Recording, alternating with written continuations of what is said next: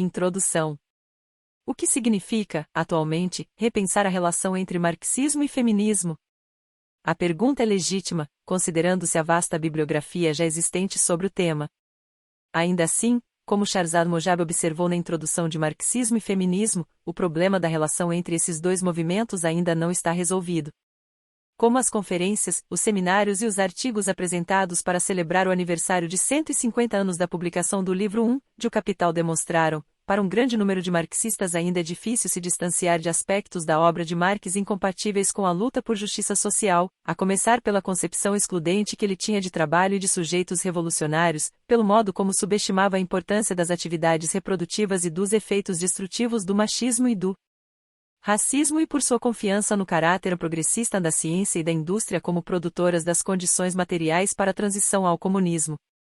Por sua vez, apesar de ser uma necessidade crescente entre os movimentos feministas emergentes mundo afora, a articulação do ponto de vista do feminismo anticapitalista também luta para se estabelecer. Para refletir sobre essas questões e sobre a relação entre marxismo e feminismo, reuni neste volume textos que escrevi nos anos 1970 e alguns mais recentes. Cada um representa um momento no desenvolvimento de um discurso feminista sobre Marx e, às vezes, uma tentativa de responder à indagação colocada por Mojab. Como superar a primeira grande divisão da história, uniram os dois principais projetos emancipatórios, marxismo e feminismo, e propiciaram o grande salto em que a política de nosso tempo exige. Para realizar essa tarefa, o livro revisita uma série de pontos que têm estado no centro das críticas feministas a Marx. Primeiro, a questão do trabalho, na condição de instrumento da acumulação capitalista e terreno do confronto entre a classe trabalhadora e o capital. O que permitiu a Marx e a seus seguidores e seguidoras pensar o trabalho apenas, ou antes, como trabalho industrial e assalariado?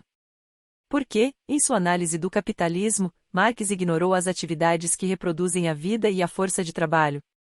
Como argumento nos artigos incluídos neste volume, é pela redefinição do que constitui o trabalho que uma perspectiva feminista se mostra crucial, tornando visível uma série de atividades irredutíveis à mecanização, que são essenciais à vida e nas quais, ainda assim, o marxismo nunca tocou. Repensar o marxismo e o feminismo também significa colocar no centro da luta de classes a questão das divisões forjadas pelo capitalismo no interior do proletariado mundial, começando pelas discriminações sexual e racial, temas ausentes da obra de Marx.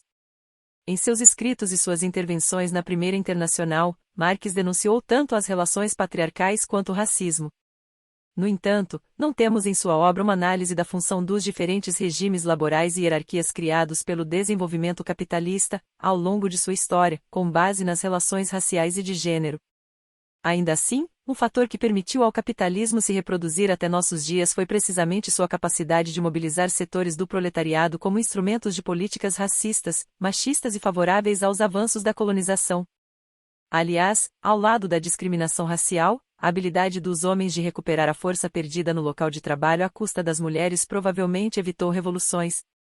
Aí, mais uma vez, a perspectiva feminista é essencial para uma análise do capitalismo, pois demonstra que, assim como o racismo e o etarismo, o machismo é um elemento estrutural do desenvolvimento capitalista, uma força material a se interpor no caminho de qualquer transformação social verdadeira, que não pode ser derrotada, como Marx acreditava, pela entrada das mulheres nas fábricas e pelo trabalho ao lado dos homens, mas exige, em vez disso, que as mulheres se rebelem contra a dominação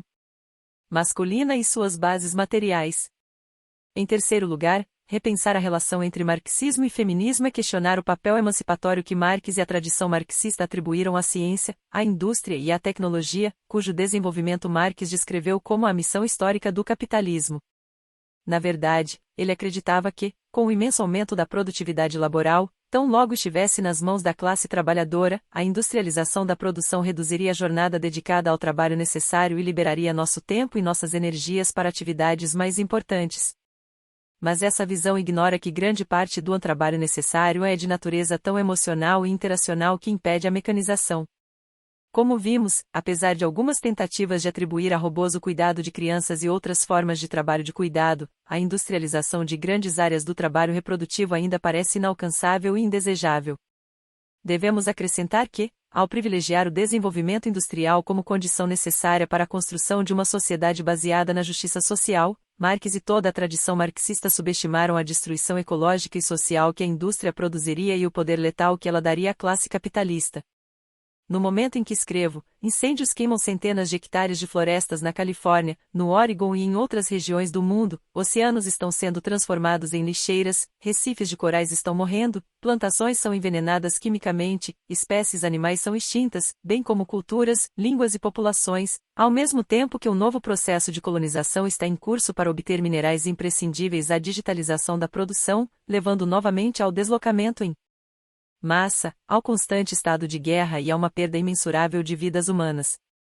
Em vez de produzirem a condição material para a sociedade comunista, como Marx supôs que aconteceria, a indústria e a tecnologia capitalistas estão destruindo a terra e, simultaneamente, criando novas necessidades que dificultam pensarmos em a revolução hoje, que isso porque construir uma sociedade justa, caracterizada pela distribuição igualitária de riqueza natural e social, pode envolver a redução do acesso a instrumentos tecnológicos que estão se tornando indispensáveis à nossa vida.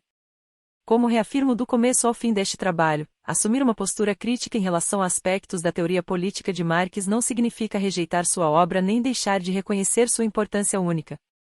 Marx nos deu a linguagem e as categorias necessárias para pensar o sistema capitalista e compreender a lógica que impulsiona sua reprodução crescente.